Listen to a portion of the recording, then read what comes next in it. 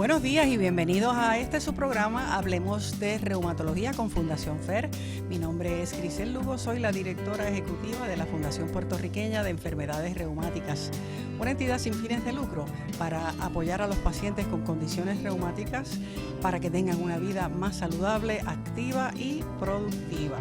Le damos la bienvenida a todas las personas que están al otro lado de las ondas de Radio Isla 1320, radioisla.tv y también en Facebook Live de Radio Isla en la mañana de hoy. Y como los sábados recientes, nuestro programa es auspiciado por Global Healthy Living Foundation y su entidad Criqui Joints. Criqui Joints, que tiene una página en español excelente, mejorando las vidas de las personas con enfermedades crónicas a través de un mejor acceso a la atención, la educación, el apoyo, la defensa y la investigación centrada en el paciente. Recientemente en Puerto Rico hemos tenido unas situaciones, ¿verdad?, que ya todos sabemos que hemos estado envueltos, que nunca habían ocurrido, pero estamos tratando de darle el frente a estas situaciones de la mejor manera posible y nos toca el apoyo a estos pacientes, al entorno y a la comunidad en general. Así es que en la mañana de hoy también tenemos un tema relacionado con este tipo de situación, pero más hacia el apoyo en la salud mental, ¿verdad? El programa Protegiendo la Salud ante los Desastres Naturales. Para ello tenemos hoy aquí con nosotros a la doctora Marely Colón Emerick, psiquiatra. Buenos días, doctora. Buenos días, Grisel. Gracias por tenerme aquí hoy. Bienvenida. Gracias. Ella ha estado antes con nosotros, naturalmente. Quiero hablarles un poquito sobre su trayectoria. Tiene grado en Medicina de la Universidad de Puerto Rico, recinto de Río Piedra. Completó su residencia en Psiquiatría General en University of South Florida College of Medicine y tiene Fellowship en Psiquiatría de Niños y Adolescentes de Emory University. Fue o sigue siendo parte de los miembros fundadores de la Fundación FER. Así es que es un invitado especial en la mañana de hoy. Bienvenida nuevamente, doctora. Vamos a comenzar rápidamente, pero antes quiero decirles que estos programas están en nuestra página www.fundacionfer.org. Por supuesto, estamos en vivo, así es que una vez que termine, pueden buscarlo en la página cibernética, en nuestra página de Facebook y también desde el lunes en adelante en YouTube. Así es que lo pueden volver a escuchar, lo pueden compartir y pueden tenerlo como referencia. Pero vamos al tema. Según el Manual para la Protección y Cuidado de la Salud Mental en Situaciones de Emergencias y Desastres, que esto vamos a tenerlo también el enlace en la página desde el lunes en adelante, preparado por, oigan bien, el gobierno de Chile en colaboración con el gobierno de Japón. Según este manual dice, los efectos de los desastres sobre la salud tienen manifestaciones en todas las dimensiones del funcionamiento humano, físico, mental y social. Sin embargo, se ha brindado una mayor atención a los aspectos físicos y sociales de los desastres. En general, los programas de salud frente a las emergencias han estado dirigidos hacia la atención médica inmediata, a las enfermedades transmisibles, al agua y saneamiento ambiental, así como hacia los daños a las infraestructuras sanitarias. Pero, afortunadamente, en los últimos años se comienza a brindar mayor atención a los efectos de la salud mental de la población y al componente psicosocial que siempre está presente en estas tragedias humanas. Para eso es que tenemos entonces a la doctora Colón Emerick en la mañana de hoy, a quien inmediatamente le vamos a empezar a hacer las preguntas de rigor. Claro que sí. ¿Verdad, doctora? Por supuesto. ¿Qué se entiende, doctora, por emergencias y desastres, para aquello de marcarlos en el entorno de la conversación? Pues mira, cuando uno oye el término de emergencia o desastre, provoca en nosotros una reacción espontánea. Para muchos puede ser miedo, ansiedad. Para muchos puede ser, por ejemplo, rescatistas ya están preparados para actuar inmediatamente ante ese tipo de situación. O sea que lo que es una emergencia, un desastre, provoca en nosotros emociones. Y por eso es tan importante el que el aspecto emocional sea atendido en la recuperación ante un desastre, ya sea natural, como lo que está ocurriendo ahora de los terremotos o cuando el huracán María, o incluso cuando actos de terrorismo que sean causados por el hombre o estas situaciones que hemos tenido de tiroteos en masa. O sea que este aspecto emocional, como bien mencionaste, lamentablemente a veces queda un poquito rezagado, pero es esencial la recuperación emocional para que entonces ocurra una recuperación a nivel de comunidad. Es importante que se tenga en mente que esto es algo que puede afectarle a cualquiera. No es que estemos, nadie puede decir yo estoy inmune a eso, no me va a pasar. Mire, esto le puede ocurrir a cualquier persona y lo importante es escuchar esta conversación para ver cómo podemos manejarlo, porque es la palabra, manejarla, ¿verdad? Doctora, ¿cuáles son las respuestas psicológicas más frecuentes ante situaciones de emergencia? Ya hablamos de miedo, ansiedad. ¿Qué tipo cómo se comporta una persona que tiene este tipo de situación? Muchas ocasiones la persona siente ansiedad, al sentir ansiedad siente palpitaciones, puede sentir sudoración, puede sentir que no puede respirar bien e incluso muchas personas llegan a pensar que están teniendo un ataque al corazón. Así que es uno de los síntomas que tenemos que estar pendientes y evaluar. Otro síntoma puede ser que muchas personas entran en este estado de negación. No está pasando nada, aquí está todo bien, y llegan incluso como a paralizarse. Entonces no actúan, la ansiedad los paraliza. Y eso tampoco es bueno, o sea, necesitamos también tomar acción ante un evento para poder cuidar la integridad física y también de todos nuestros seres queridos. La propia y la de las demás personas. Exactamente. Claro. Otros síntomas, llanto frecuente, tristeza, depresión, dificultad para dormir, cambios en apetito, que pueden ser síntomas de depresión. En nuestra población en particular puertorriqueña, a mí me preocupa muchísimo que ya tenemos una población sumamente vulnerable. Ya pasamos por un evento, un desastre que fue importantísimo. María. Bueno, y previo a eso Irma afectó a muchas personas, luego María la isla completa. O sea que ya tenemos una población que fue afectada emocionalmente. Muchos se recuperaron, otros no. E incluso aquellos que se recuperaron, este evento puede hacerles revivir nuevamente esa sensación de impotencia, de qué va a pasar ahora, cómo me voy a recuperar, cómo ayudo a mi familia, cómo empiezo nuevamente a rehacer mi vida. Cuando ya apenas va poco tiempo relativamente, son muchos que apenas dicen, ahora es que me estaba levantando, y hay otro impacto nuevamente, ¿cómo lo hago otra vez? Y es no perder ese ánimo de seguir adelante, y ahí es que viene importante ese efecto, ese apoyo de la comunidad. Es no perder la esperanza, ¿verdad? Que tenemos de que si estamos, como dicen muchas personas, si estamos vivos podemos echar para adelante, pero no es tan fácil tampoco. No es tan fácil y el apoyo es importante y buscar ayuda, no tener temor a buscar ayuda. Lamentablemente todavía tenemos muchos estigmas en lo que es la salud mental y la salud mental es tan esencial. O sea, salud mental a veces lo igualamos con enfermedad mental. Y salud mental tenemos que tener todo. Así es. Entonces tenemos que cuidar nuestra salud mental. Y parte de cuidar nuestra salud mental es reconocer cuando estamos teniendo problemas, cuando hay un cambio en mí, estoy más irritable, estoy más intolerante con mis seres queridos, no estoy durmiendo, estoy teniendo dificultad para concentrarme, dificultad en el trabajo, entonces debo buscar ayuda. Y es como un efecto dominó, porque Correcto. va a afectar todas las cosas de tu vida si no tienes esa salud mental asegurada, por decir así. Así es que es importante que los que podamos reconocerlo. Sí. Vamos a empezar por ahí. Hay una cosa ¿a qué se le llama el componente? Tengo dos preguntas en una, ¿verdad? Sí. ¿A qué se le llama el componente psicosocial en las tragedias humanas? ¿Y qué se entiende por ese apoyo psicosocial, doctora? Bien. El apoyo psicosocial, lo que es el componente psicosocial para la recuperación luego de un desastre es esencial. O sea, cuando hablamos del componente psicosocial, estamos hablando de lo que es la resiliencia de una comunidad. ¿Qué significa resiliencia? Resiliencia es la capacidad que tiene ese individuo o esa comunidad para recuperarse. Y eso va a depender de diversos factores. Por ejemplo, una comunidad que haya hecho estos ejercicios, por ejemplo, de terremoto, que hayan ya practicado, unos individuos que ya tienen unas fortalezas, unas destrezas, o ya han leído acerca del tema, estaban más preparados, pues unas personas más resilientes, porque están más preparadas, y eso es lo que tú deseas que tu comunidad sea lo más preparada posible. Ahora, estamos ante una situación donde la mayor parte de las personas, yo creo que no estaba preparada, podríamos decir. Entonces ahí corresponde como comunidad trabajar en equipo e ir identificando. Lo primero que tenemos que es integridad física. O sea, que yo esté bien. Si mi casa está agrietada, no puedo entrar nuevamente a esa estructura porque puede derrumbarse. O sea, que entonces debo acudir a un refugio o a un familiar, si tienes algún familiar, pero definitivamente no te puedes quedar en su hogar, que ya eso representa, por supuesto, una pérdida. Una amenaza. Y es una amenaza, o sea, estás perdiendo tu hogar por el que has trabajado toda tu vida, tus pertenencias, o sea, que eso genera muchísima ansiedad también, pero la integridad física es lo primero. Y entonces las cosas básicas, agua, alimentación, si toma medicamentos, sus medicamentos, o sea, que siempre empezamos por lo básico y tu seguridad.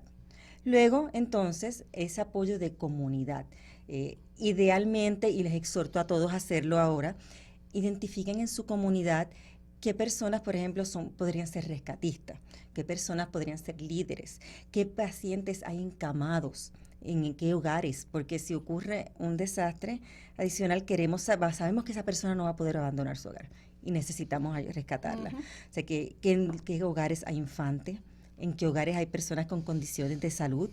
Así que es importante como comunidad unirnos, porque la realidad es que ante un evento catastrófico, la primera respuesta es tu comunidad, son tus vecinos. Exacto, que básicamente a veces como que nos vamos a distraer en el diario vivir. Exacto. Y nos olvidamos de que ya pasó María. Exacto. Y ya resolvimos y entonces de repente ya perdimos el contacto. Correcto. En realidad deberíamos de mantener siempre ese contacto y esa información que fluya, quién está enfermo, dónde hay adultos mayores, dónde están los niños, etcétera. Correcto. Que se pueda quizás atender de manera más rápida. Esa respuesta de comunidad va a ser la respuesta inmediata ante un desastre natural.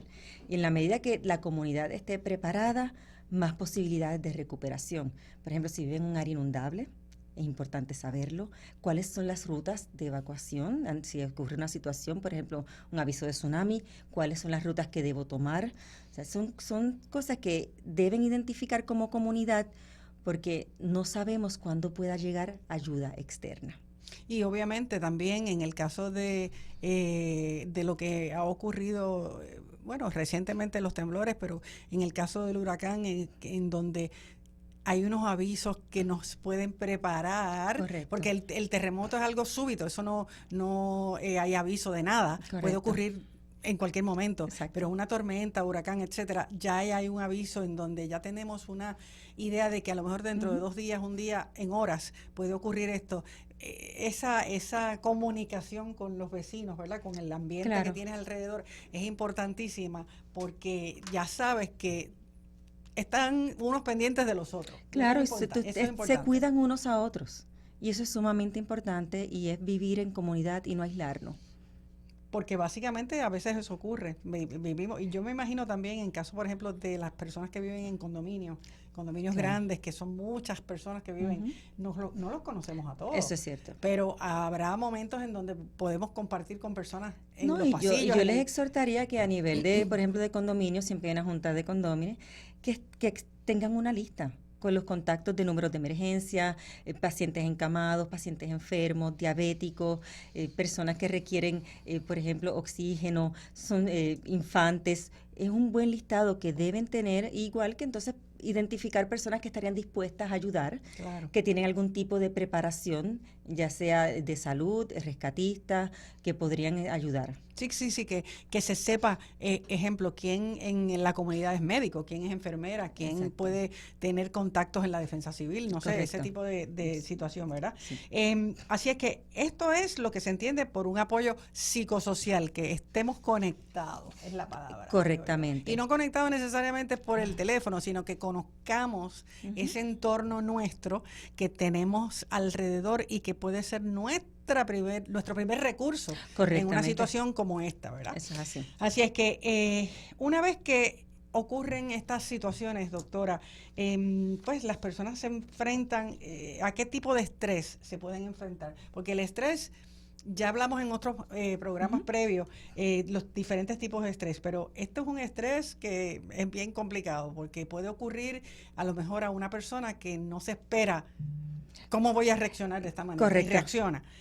Nos puede ocurrir a cualquiera de nosotros. O sea, la reacción ante un evento como el terremoto que nos despertó, yo creo que a la mayoría de la isla de madrugada, la primera reacción para muchos puede ser miedo. Y es ese estrés del trauma, de lo que puede ocurrir, de ese miedo de que puedo morir, pueden morir mis familiares, seres cercanos, ¿qué va a pasar con nosotros? O sea que uno de los estresores más grandes es ese trauma y es ese miedo. Otro de ellos es la pérdida. No solo la pérdida física, o sea, que muera alguna persona de tu comunidad, de algún familiar, y ese duelo por el que estás pasando ante esa pérdida, y estás pasando entonces el trauma de lo que te ocurrió y la pérdida de ese ser querido. Y tienes que entonces pasar por ese duelo. Pero tampoco podemos minimizar las pérdidas de un hogar. Eso también es una pérdida. Y grande. Y grande. O sea, muchas personas lamentablemente han perdido sus hogares, están pernoctando al aire libre, están en refugios, no saben a dónde van a ir, qué va a ocurrir con ellos. Hay muchas personas que también han perdido sus trabajos, porque muchos negocios colapsaron, por tanto, no tienen trabajo. Y esas son pérdidas que no podemos minimizar. A veces decimos, bueno, pero estás vivo. Sí, cierto, pero, ajá. Estás vivo. Pero eso no es hay que reconocer que perder tu trabajo, perder tu comunidad, porque muchas de estas personas no van a poder volver a sus comunidades, que tal vez sí tenían un excelente, los vecinos tal vez eran se convirtieron en familia. Sí, correcto. Y es una pérdida que no podemos minimizarla y hay que atenderla. Y otra pérdida es ese estrés del diario vivir. O sea, esta rutina, muchos niños aún no han vuelto a las escuelas. Y esa rutina de volver a la escuela, de volverlo a la normalidad lo antes posible, a la rutina, es bien importante en términos de una recuperación. Así es que evidentemente esta situación de emergencia lo que va a causar entonces es, de momento, mientras se está ocurriendo unas situaciones, pero eventualmente el problema, yo entiendo que como que se agranda en cierto modo. Sí, tenemos que, estas situaciones hay que atenderlas. Y sé que se están atendiendo, pero cada vez como siguen los temblores son más comunidades afectadas. Y son más familias afectadas. Y tenemos que trabajar con ellos porque si no, tienes toda la razón, el trauma se complica y en la medida que entonces tú no te recuperas emocionalmente, entonces tampoco tienes las energías para recuperar todas las otras facetas de tu vida. Las personas que nos han sintonizado recientemente, estamos conversando en la mañana de hoy con la doctora Marely Colón Emmerich, psiquiatra, con relación a cómo afrontar cómo proteger la salud mental ante los desastres naturales. Y evidentemente podríamos tener aquí 2 o 3 programas más, así es que vamos a tratar de resumir lo más que podamos. Una pregunta que es importantísima y que a lo mejor la respuesta que yo pueda recibir, algunas personas pensarán, sí, bueno, pero yo esto y lo otro. Pero ¿cómo se puede estar preparado para este tipo de eventos súbitos? Muy buena pregunta. Muchas personas, bueno, hemos escuchado muchísimo de la mochila y muchas personas incluso les he escuchado decir, pero ¿quién sabe dónde esté la mochila y dónde esté yo si ocurre un evento? La realidad es que en los lugares que uno pasa más tiempo, recomiendan que uno tenga cosas esenciales, sea en tu vehículo, sea en tu lugar de trabajo o en tu hogar. Sobre todo personas que toman medicamentos, o sea, personas con enfermedades crónicas. Yo les recomiendo que siempre tengan ustedes en la página de en la página de FER, en la página de en la página de FER y en la página de Facebook pusimos una lista recientemente a raíz del programa que hizo la doctora Varela, en donde usted puede recopilar todos sus medicamentos. Es bueno que usted tenga un listado de sus medicamentos, de sus alergias y tenga eso con sus documentos esenciales. ¿Por qué? Porque a la hora de un desastre no sabemos qué ocurra, que usted esté confundido, que pierda el conocimiento, exacto, y requiera tratamiento médico de emergencia. Pues es importante saber qué condiciones médicas y qué alergias usted padece. O sea que una forma de uno prepararse es esa. Otra forma de prepararse, además de lo que hablamos de comunidad, ¿no?, es practicar. O sea, mucha gente me dicen, sí, agáchate, agárrate, cúbrete y agárrate, ¿no? Y muchas personas me dicen, bueno, pero es que lo que lo pienso, ya pasó el temblor. ¿Y qué sucede? Porque reaccionamos con miedo muchas veces, o muchas personas reaccionan y lo vemos en las redes sociales. ¿Tembló? O sea, lo dudan, claro, lo dudamos en el norte. Si estamos en el sur, no hay duda al respecto. Exacto. Pero parte de lo que se recomienda es la práctica, porque cuando uno practica hacer algo muchas veces, por eso es que son tan esos simulacros de incendio, esos simulacros que hacen en las escuelas de terremotos, de tsunamis, son tan importantes, porque cuando tú estás en una situación de mucha tensión, de mucho estrés, se activa tu cuerpo, lo que llaman la respuesta de correr, fight or flight, exactamente, y entonces tú vas a actuar por instinto. Si tú has practicado eso bastantes veces, aunque inicialmente reacciones como que si estás durmiendo, ¿qué está pasando? Tu instinto va a actuar inmediatamente porque lo has practicado. Exacto. Como cuando los médicos tenemos una situación de emergencia o un bombero, o sea, no es que uno no le estrés o han sido una situación de peligro, pero ya tú sabes lo que tienes que hacer. Estás educado para atender exactamente esto porque lo has practicado. Exacto. Así es que evidentemente el saber qué vas a hacer y practicarlo para tenerlo a la mano. Exacto. ¿Qué vas a hacer si estás en el carro? ¿Qué vas a hacer si estás en tu trabajo? ¿Qué vas a hacer si estás en tu hogar? Eso es bien importante. Y otra cosa que nos genera también mucha ansiedad es la familia, si no estamos con nuestros familiares. Y entonces tener un contacto, decirle a los, por ejemplo, yo con mis hijos, y ellos saben un punto de encuentro si algo ocurre mientras están en la escuela. Si algo ocurre mientras estamos en la casa, o sea, ya ellos tienen un punto de encuentro donde como familia, si no logramos comunicarnos, que dicen nos que podemos encontrar. Exactamente, porque puede que fallen los sistemas de comunicación. Sí, hasta ahora hemos sido más que afortunados porque hasta durante María, aunque no todo el mundo, pero hubo gente que pudo comunicarse Correcto. con teléfonos de línea, hasta con algunos celulares, pero no sabemos si eso va a ser siempre así. Así es que hay que tener ese plan B de siempre hay que tener ese si no plan. me puedo comunicar contigo, vamos a encontrarnos en la esquina de tal y tal. Exacto. O lo que sea. Así es que eventualmente vamos a llegar hasta ahí. O sea que siempre debemos tener un plan de acción familiar ante cualquier evento, incluso un huracán. O sea, en el mismo huracán María tuvimos ese problema de comunicación. O sea que ante cualquier situación debemos siempre tener un plan familiar. Un plan y practicarlo de vez en cuando. Yo siempre he pensado que mientras uno tiene esa seguridad, eso es como le llaman en inglés un security blanket, ¿verdad? Algo que tú sabes que, yo hice esto y puede ser que a lo mejor nunca lo necesite, pero a lo mejor sí. Correcto. Así es que está ahí y en frío, como digo yo, practicarlo, hablarlo con tus familiares, hablarlo con tu pareja, con las personas que viven en tu casa, con tus vecinos.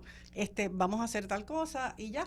Es importante hablarlo porque así también, por ejemplo, aquellos que tengan niños y pequeños o incluso adolescentes, perder el miedo. Tú quieres que tu hijo sepa cómo actuar ante una situación que ocurre súbitamente, inesperado, y tú no estés presente. Así mismo.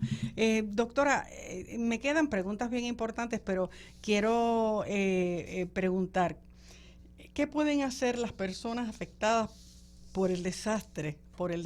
Entiéndase lo que está pasando ahora. En este momento, claro. En etapa post-crítica.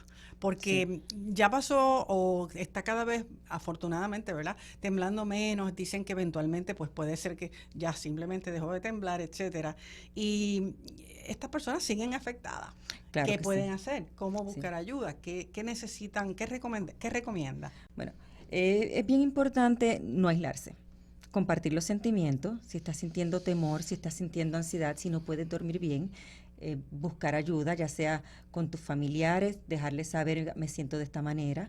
Muchos de los síntomas que puedes estar sintiendo pueden ser completamente normales, pero puede ser que lleguen a un punto que necesitas un poquito más de ayuda profesional, hablar con tu médico primario, o con un psicólogo, un terapista, un psiquiatra. O sea, todo depende la gravedad y la intensidad de los síntomas. Expresarlo. Es bien importante expresar lo que estás sintiendo y buscar ayuda y no sentirte mal por buscar ayuda, no pensar, esto es una bobería, no debo prestar atención. Debemos prestar atención y que muchas veces nuestros sentimientos emocionales se reflejan físicamente, como dolores estomacales, muchos dolores de cabeza. Muchas personas entonces recurren al uso de alcohol o al uso de medicamentos para entonces sentirse mejor, para poder dormir. Y esa es una señal de que necesitas ayuda, porque eso eventualmente se puede complicar y convertir en un problema adicional. La falta de sueño, el dormir demasiado. Exactamente. O sea que hay unos síntomas que hay que prestarles atención. Hay que prestarles atención. Y lo mejor si nosotros mismos no nos damos cuenta, esto también pues para la comunidad es importante observar a estas personas claro que están, sí. En algunos casos yo creo que es fácil identificar que tienen una situación a la cual hay que atender de inmediato. Y definitivamente algo que siempre estamos bien pendientes es el suicidio. O sea, muchas personas cuando se sienten que han perdido todo, se sienten ya desesperanzadas, a veces ven que eso es la única opción que tienen en su vida. Entonces, por eso es tan importante estar pendiente unos de otros y comunicarnos. Que es una palabra, wow, oscura, porque eso es algo que a veces la gente ni lo menciona, Exacto. porque está como tapado, tabú, ¿verdad, doctora? Y es importante que se sepa que es una situación peligrosísima para cualquier persona y las personas que están en médica. su entorno. Exacto. Así es que estar pendiente a esas señales de esta persona no está como estaba antes. Déjame empezar a averiguar qué es lo que ocurre y tratar de y incluso ver cómo la puedo ayudar. Preguntar directamente. La gente piensa a veces que si le pregunto directamente, ¿has pensado en quitarte la vida? Que le estoy dando la idea. Y todo lo contrario. Quizás esa persona siente un alivio de que alguien finalmente pone en palabras y lo que está sintiendo y puede expresarlo y por tanto recibir la ayuda necesaria. Y ayudarle. Eso puede ser un punto crítico para esa persona entre la vida y la muerte. Puede significar eso. Sí. Hablemos de algo bien importante que es el voluntariado, doctora. Que hoy día se escucha mucho esa palabra y todo el mundo quiere ser voluntario, pero cuénteme, ¿qué podemos hablar de esto?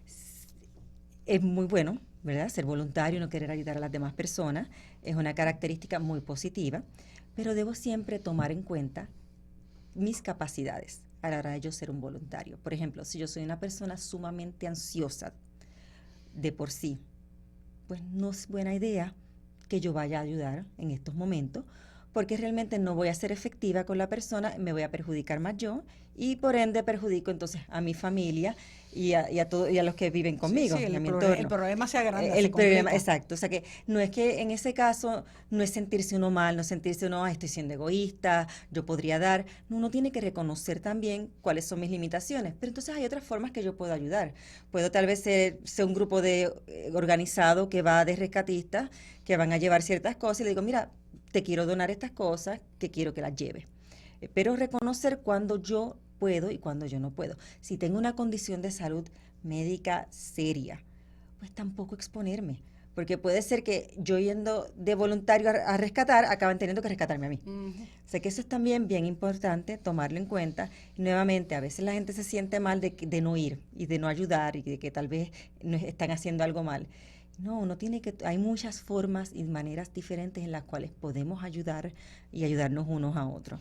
Reconocer nuestros potenciales y nuestras limitaciones. Exactamente. Y a la misma vez, pues, tener en cuenta de que hay otras personas que están haciendo estas labores porque pues, algunos es parte de su trabajo, en otros casos es parte de la organización a la que pertenecen, y ponernos en contacto unos con otros. Idealmente no ir solos, debemos ir con alguna organización, con algún grupo estructurado, porque así se atienden. Uno de los problemas que a veces tenemos cuando hay demasiados voluntarios es que acaban impactando las mismas comunidades una y otra vez. No hay una organización donde yo sepa que tal comunidad es la que en este momento no ha recibido ayuda.